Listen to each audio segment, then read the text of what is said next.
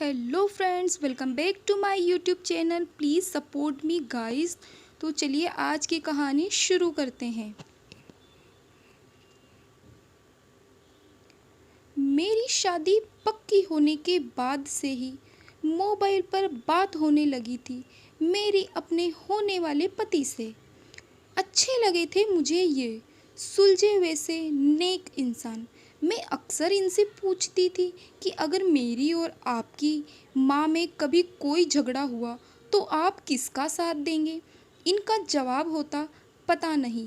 बस इस एक बात के अलावा मुझे ये बहुत अच्छे लगने लगे थे। जब मैं पहली बार इस घर में आई थी तो बहुत अजीब सा लग रहा था सब। मेरे घर में सब कितना घुल मिल कर रहते। कभी कभी तो हम मजाक मजाक में किसी एक को चिढ़ाने के लिए उसकी थाली में रखे खाने को खा जाते।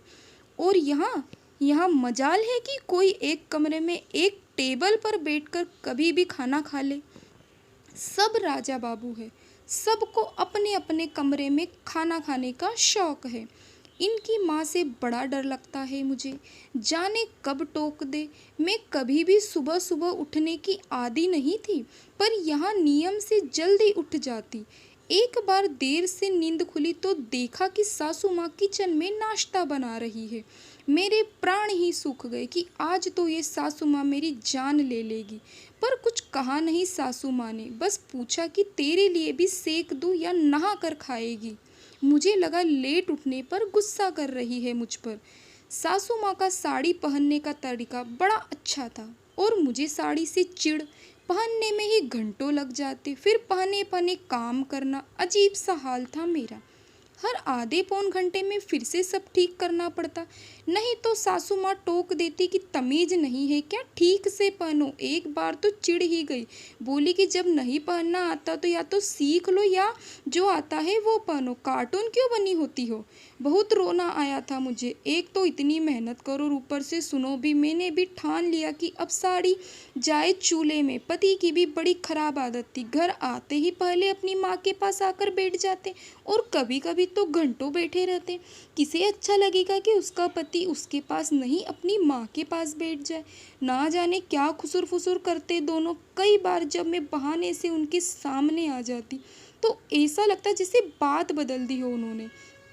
एक बार ऐसे ही मैं चाय बिस्किट लेकर गई तो सासू माँ बोल पड़ी कि बेटा तो इतना क्यों परेशान होती है, कभी चाय कभी पानी, जा आराम कर या यहीं बैठ जा। उस दिन तो मैं चली आई, पर सोचा कि जब खुद ही कह रही है तो कल से साथ ही बैठूंगी।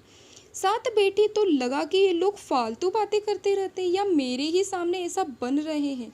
जब मेरे बच्चा होने वाला था तो डरते डरते पूछा कि बच्चे का क्या नाम रखेंगे माँ। कितना खुश होकर सासू माँ ने जवाब दिया, कान्हा। और मैं डर गई, पूछ ही नहीं पाई कि अगर बेटी हुई तो ना जाने क्या क्या सोच सोच कर मैंने वे दिन काटे। और जब मेरी बिटिया हुई तो पिछले 10 दिन से रामायण पढ़ती माँ की आंख से आंसू देखे थे मैंने। खुशी के थे या दुख के पता नहीं, पर महीनों तक उसकी मालिश से लेकर सुसु पोटी तक सब काम इतने जतन से करते देखा।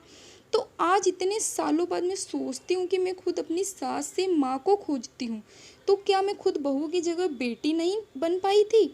पता नहीं क्यों हम बहुएं अपनी सास से माँ को खोजती है। अगर सास मेरी सासू माँ जैसी होती है तो ईश्वर से प्रार्थना है कि मेरी अपनी माँ अपनी बहू के लिए मेरी सासू माँ जैसी बने। एक खुशकिस्मत। धन्यवाद। आपका दिन मंगलमय हो। अगर कहानी पसंद आती है तो लाइक कीजिए, कमेंट कीजिए और शेयर जरूर से कीजिएगा और चैनल को सब्सक्राइब करना ना भूलें।